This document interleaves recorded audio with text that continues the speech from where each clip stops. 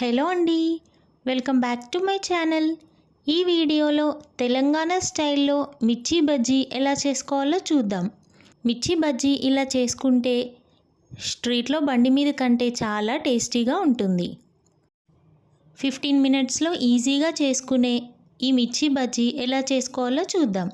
ముందుగా పచ్చిమిర్చి తీసుకొని నీట్గా వాష్ చేసుకొని పక్కకు పెట్టుకోవాలి. శనగపిండి 2 కప్స్ తీసుకోవాలి. అందులో 3 టేబుల్ స్పూన్ బియ్యం పిండి వేసుకోవాలి.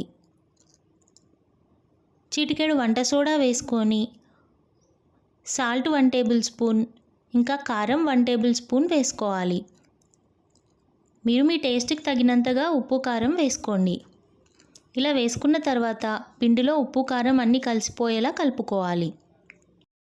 ఇప్పుడు కొన్నిగా వాటర్ పోసుకుంటూ పిండిని కలుపుకోవాలి. పిండిని ఇలా నేను చూపిస్తున్న కన్సిస్టెన్సీలో కలుపుకోవాలి. ఇలా కలుపుకొని పక్కకు పెట్టేసుకొని ముకుడులో నూనె పోసుకొని పెట్టుకోవాలి.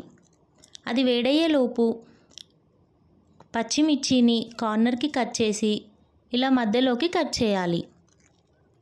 ఇలా అన్ని పచ్చిమిర్చిని కార్నర్కి కట్ చేసేసి అన్నీ ఇలా పొడవుగా కట్ చేసి పెట్టుకోవాలి. నూనె వేడైన తర్వాత ఇలా పచ్చిమిర్చిని పిండిలో ముంచేసి ఇలా నూనెలో వేయాలి.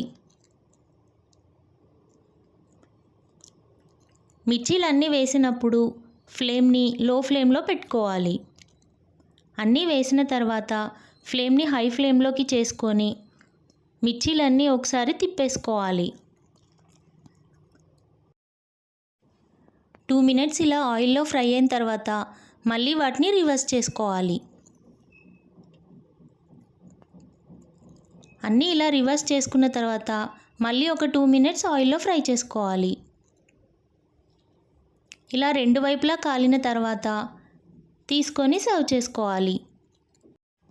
ఇలా ఈజీగా టేస్టీగా మిర్చి బజ్జీ చేసుకోవచ్చు. మీరు ట్రై చేయండి. తెలంగాణ స్టైల్లో మిర్చి బజ్జీ. ఇవి ఆనియన్స్తో సర్వ్ చేసుకుంటే చాలా బాగుంటాయి. మీరు ట్రై చేయండి. మీకు ఈ వీడియో నచ్చినట్టయితే లైక్ చేయండి, షేర్ చేయండి అండ్ సబ్స్క్రైబ్ చేయండి. Thank you for watching.